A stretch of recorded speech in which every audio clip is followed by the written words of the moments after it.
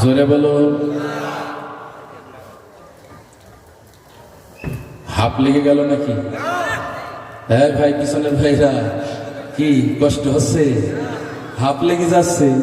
হাত তো লাগবে আমার, আপনাদের হাত লাগবে কেন? মনে রাখতে হবে, মনে রাখতে হবে, কিছু সংখ্যক লোক আছে যারা সারা জীবন পিছনে থেকে কোরআনের কথা তাদের কানের ভিতর নাই, গুলিয়ে যত খাইয়ে দেওয়া হয় তারপরও এখান দিয়ে ঢকবো কান্দে বেরিয়ে যাবে। অন্তর তাদের বাঁকা। কথা বলেন ঠিক কিনা? আল্লাহ তাদের অন্তরের উপর মোহর মেরে দিয়েছে। আল্লাহ তাদের শ্রবণ শক্তি নষ্ট করে দিয়েছে। আল্লাহ তাদের দৃষ্টি শক্তির উপর আবরণ ফেলে দিয়েছে। কোরআন যতই পড়ুক, শুনুক, বুঝুক না কেন, যা তাই লোহার মতো। কথা ঠিক কিনা? লোহাকে আপনি যতই পিটান না কেন, কামার বাড়িয়ে থেকে আসে না নেই? লোহা পিটিয়ে পিটিয়ে হয় লম্বা করছেন নাই ছোট করছেন। কথা ঠিক কিনা? লোহা কোনদিন শোনা হয়? যা তাই, যা তাই। শব্দটাতে এইরকমই প্রায় আসে।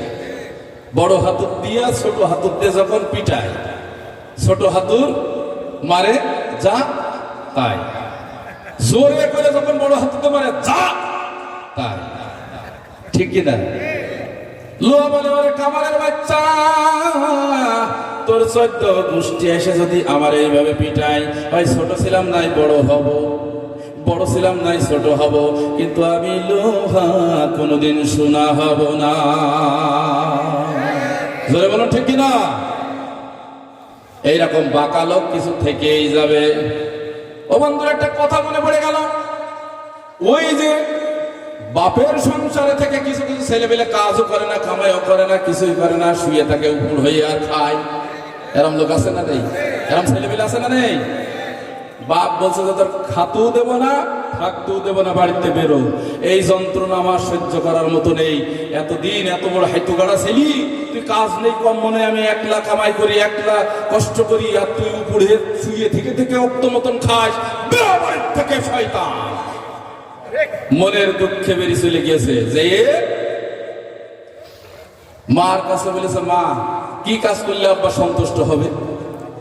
বলেছে যে ওই অমক মাঠে দেখে 1 বিঘে ভুই যদি চষে আসতে পারিস, তাহলে কিন্তু তোর আব্বা সন্তুষ্ট হয়ে যাবে। ঠিক আছে, চলে গেল ছেলে আমার লাঙল জোয়াল নিয়ে চাষ করতে গেল। চাষ করতে যাওয়ার পর সেখানে গিয়ে লাঙ্গল জোয়াল দিয়ে ভুই চাষ করছে। চষতে চষতে খটাস করে একটা শব্দ হলো, লাঙ্গল থামালো। উপন্যাসে পড়েছিলাম, বলছে লাঙ্গল থামিয়ে ওখানে ঘুরে দেখে একটা পাথর। সেই পাথর উঠেছে, উঠার পরে সেই পাথরটা হাত দিয়ে যখন ঘষা দিয়েছে, সাথে সাথে সামনে দাঁড়িয়ে গেছে বিশাল এক দৈত্য। দৈত্য বলছে, মালিক হুকুম করো। আলিফ লাইলা, মালিক হুকুম করো। দৈত্য দাঁড়িয়ে ও ভয় পেয়ে বলছে, কোনো ভয় নেই, হুকুম করো, কি করবা?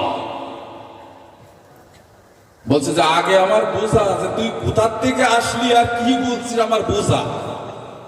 বলছে যে আমি এই পাথরের ভিতরে থাকি, এই পাথর কেউ যদি ঘষা দেয় আমি সাথে সাথে হাজির হয়ে যাই, আর সে যে অর্ডার করে সেই কাজ আমি করে দিই। বলছে তাহলে তো ভালোই হইলো, জীবনে কাজ কর্ম করে খাইনি। আব্বা খুব অসন্তুষ্ট, এখন কাজ পেন্ডিং যা পড়ে আছে সব তোপ দিয়ে করে নেব। বলছে হুকুম করো, কি কি কাজ করা লাগবে? তবে আমার একটা শর্ত আছে, সেই শর্ত হলো আমার যদি কাজ দিতে না পারো তাহলে কিন্তু তোমার মুশকিল আছে, আছাড় দেব। কাজ যখন আর থাকবে না, তোমার মারার কাজ আমি হাতে তুলে দেব।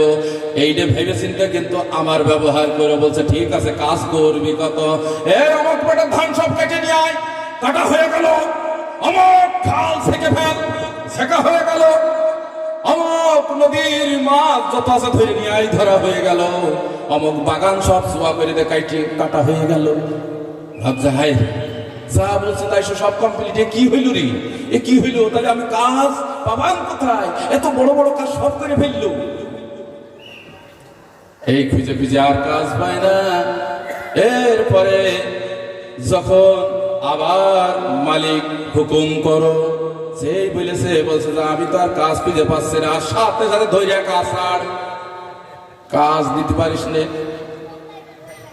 কোন রকম বাড়ি ওই পাথরটা নিয়ে চলে এসেছে। আসার পরে আব্বার কাছে বলছে, আব্বা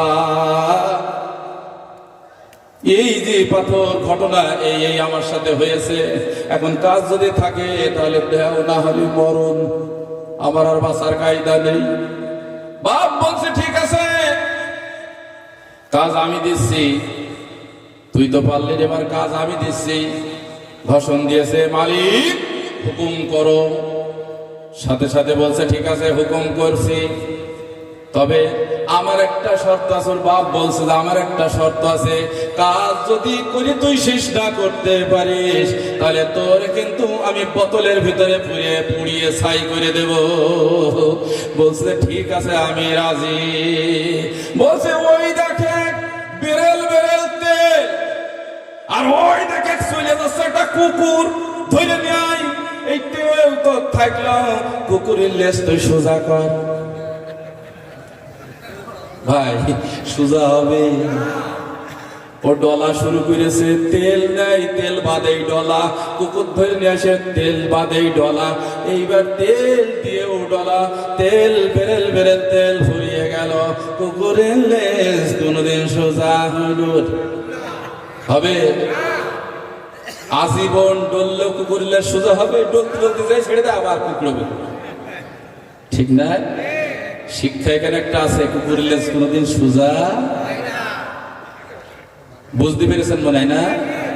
হ্যাঁ বুঝতে পেরেছে, আলহামদুলিল্লাহ। আর শেষ পর্যন্ত গা থেমে গেল, দুঃখর পারে না। দিনের পর দিন, মাসের পর মাস চলে গেল, ডলতে ডলতে কুকুরের লেজ শেষ, সোজা হলো না। তখন বলছে, মালিক আমি যে ব্যর্থ হয়ে গেলাম। বলছে আমার শর্ত যা ছিল তো তাই হবে, এখন কি করব? বলছে যে তোমার যা শর্ত ছিল করতে পারো, আমার কোনো আপত্তি নাই। ধরে নিয়ে মন্ত্র পড়ে বোতলের ভিতর দিয়ে কায়দা করে পুড়িয়ে মেরে দিল। আর ছেলের বলছে, ছেলে বাপের কথা একটু মাইনে চলিস। কথা ঠিক না বেঠি? যতই তোমরা কুকুরের লেজের মতো হয়ে থাকো না কেন বন্ধু, আলেম ওলামাদের কথা একটু মেনে চল, তা না হলে জীবনে লাঞ্ছিত বঞ্চিতর শেষ থাকবে না। জোরে বলো ঠিক কিনা? আমার বন্ধুরা, সে আল্লাহ রাব্বুল আলামিন বলছেন, কি হলো রে তোমাদের? তোমরা কেন সংগ্রামের রাস্তায় নামছো না, জিহাদের রাস্তায় নামছো না, স্লোগানের রাস্তায় নামছো না, তাওহীদের রাস্তায় নামছো না? তোমার পাশের সন্তান কাটা কবুতরের মতো করে ছটফট করে মারা যাচ্ছে। তোমার পাশে তোমার বোন লাঞ্ছিত হচ্ছে, অপমানিত হচ্ছে।